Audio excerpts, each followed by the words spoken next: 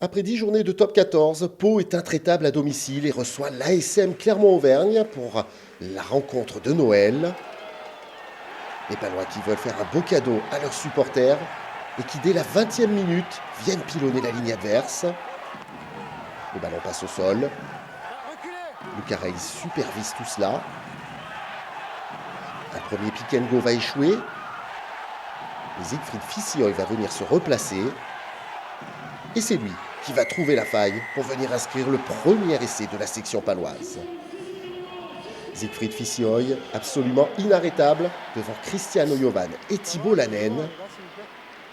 La section paloise fait un premier break dans cette rencontre et mène 8-0. Puis 10-0 avec la transformation de Simons.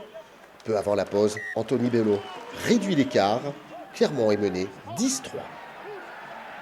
Après 9 minutes de jeu dans la deuxième période, Pau reprend sa marche avant.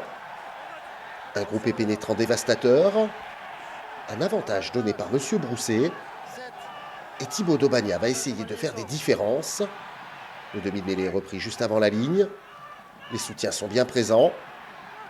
La défense clermontoise résiste tant bien que mal. Et Lucarelli, dans un coup de génie, trouve Joe Simons pour le deuxième essai de la section paloise. Synonyme de break dans cette rencontre.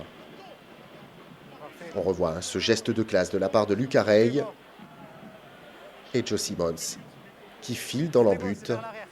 Pau mène 17-3. Peu avant l'heure de jeu, l'ASM doit réagir. Fourcade sert Moala qui échoue de peu devant l'entrée des 22 mètres. Les avances clermontois sont au soutien et rentrent cette fois-ci dans les 22. Bézi donne de la vitesse. Erito relaye. Belot sert Newsom. Le 1-2 avec Raka avant que l'Australien n'échoue à 1 mètre de la ligne. On se replace au niveau de la défense, mais trop tard, car Étienne Fourcade trouve le petit espace qui permet à l'ASM de revenir dans cette rencontre. On revoit ce très bon 1-2 entre Raka et Newsom qui finit à plat dos. Les soutiens sont bien présents. La défense paloise a un peu de mal à se replacer. Et en 2 temps, Étienne Fourcade ramène son équipe à 17-8. Puis 17-11 à la dernière minute. Moment choisi par la section paloise pour enfin assurer sa victoire. Robson va partir sur sa gauche. Les soutiens sont bien présents avec Emilien Gaëton qui transmet à Tuimaba. L'ailier prend le trou, évite le plaquage de Bibi Biziou et résiste au retour d'Erito et Newsom pour inscrire le 3e essai palois, synonyme de victoire.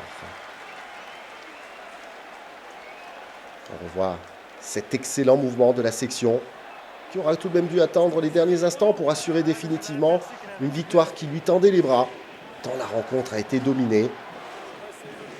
C'est Tuimaba qui récompense la section et offre une 7e victoire cette saison aux hommes de Sébastien Piccheroni.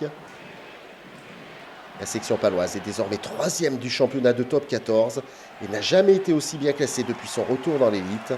De quoi donner des émotions aux supporters du stade du Hameau.